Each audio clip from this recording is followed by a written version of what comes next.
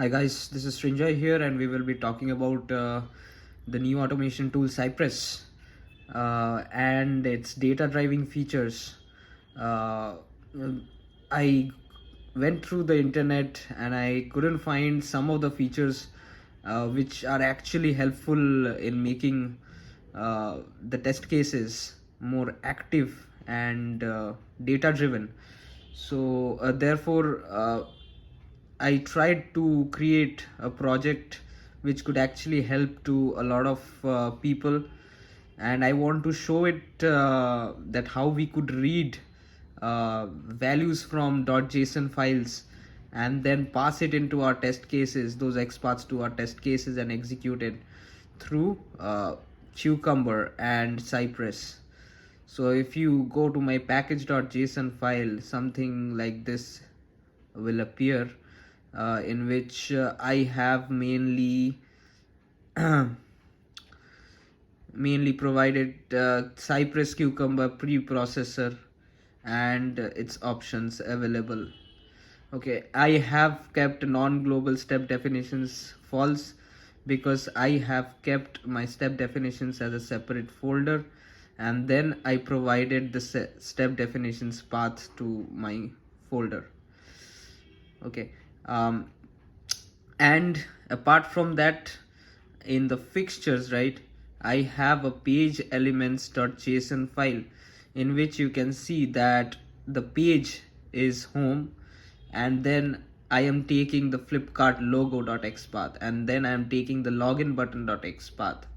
Okay, so I have taken these two XPaths, say, and I have my integration folder in which I have a Flipkart.feature. Inside my Flipkart.feature, there are a couple of steps which are really easy steps. So I'll click on the Flipkart logo, I'll take a screenshot. I have not implemented this particular I take a screenshot step. I just want to see how do you create a data driven framework using the page elements.json, which I couldn't find in any of the videos in or any resources over the net, right? So in my plugins index.js, you will find on file processor Cucumber, as it is needed for Cucumber Cypress to run, so I won't reiterate on that. Let me directly go to my index.js. In my index.js, there is a before function in which we are visiting the URL. So let me just open my Flipkart URL. You will find that there is a Flipkart logo which I am clicking on, and then I am clicking the login button, and this pop-up will appear. Okay, so I go to my VS Code. Let me go to my VS Code. In my index.js, I am visiting the URL. Okay, and if I go to my Flipkart.js, you will find here that we have created two predefined methods, .get element, and we are passing home Flipkart logo XPath, the way it is present in page elements.json. So under home, I have Flipkart logo XPath, right? Why have I taken XPath and CSS? Because you know that for CSS, .get is the function for getting a web element, but for XPath, you don't have that provision in the package of Cypress that .get will fetch the XPath, the web element using a XPath. So therefore, we have taken .xpath. We have installed the package Cypress XPath and put it in our project, right, in package.json. So if I go back to my Flipkart, you will find that get element function is there. Now get element is actually present in my support element util.js. So this is the function get element. You know that you cannot execute a cy command inside JavaScript function, right? So for that, you have to use commands.add, which is provided by Cypress, to create a function which will return a particular value.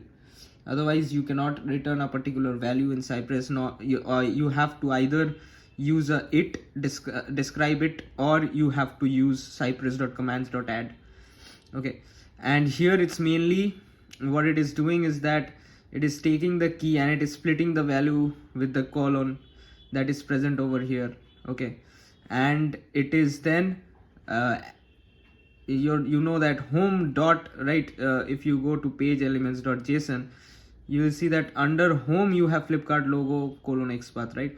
So the path will be home dot Flipkart logo colon xpath. So that is why if I go back to my element util, you will find over here that I have splitted this one, and the first element dot the second key and colon with the third key. Okay, and this I am passing a page elements.json to this load JSON method.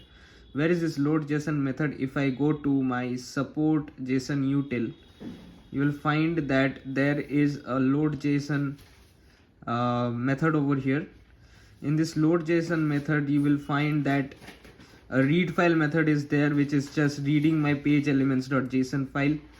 Okay, and it is provided and this .its token is fetching that particular xpath from page elements.json. Let me open it in the side. Yeah, so it's fetching the xpath from here, and then the value that it is getting, it is sending to another method, fetch element. This fetch element is again present inside my element util.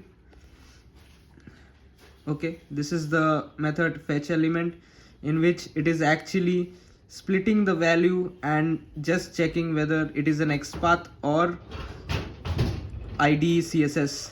Okay, so if it is id css, it will execute command get, and if it is xpath, cy.xpath, and then it is returning the element. Okay, it is returning the element to my flipkart.js file. So here cy.getElement. Okay, once cy.getElement is executed, it will perform the .click function. So let me just write over here .click as well. Okay, right, so it fetched the value, and then it is clicking on the xpath. Okay, here I already told that I have not implemented the I take a screenshot, so I've just console.log, which is also not applicable. So I'll just do cy.log, right? And now I'll execute my test case. For that, I'll write npx cypress open.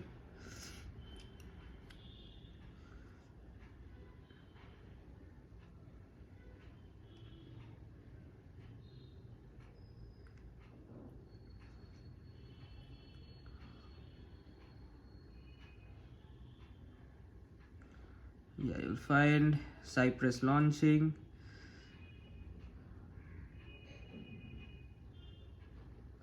Then you have Flipkart.feature. I'll click on Flipkart.feature, and then you will see that the test will execute.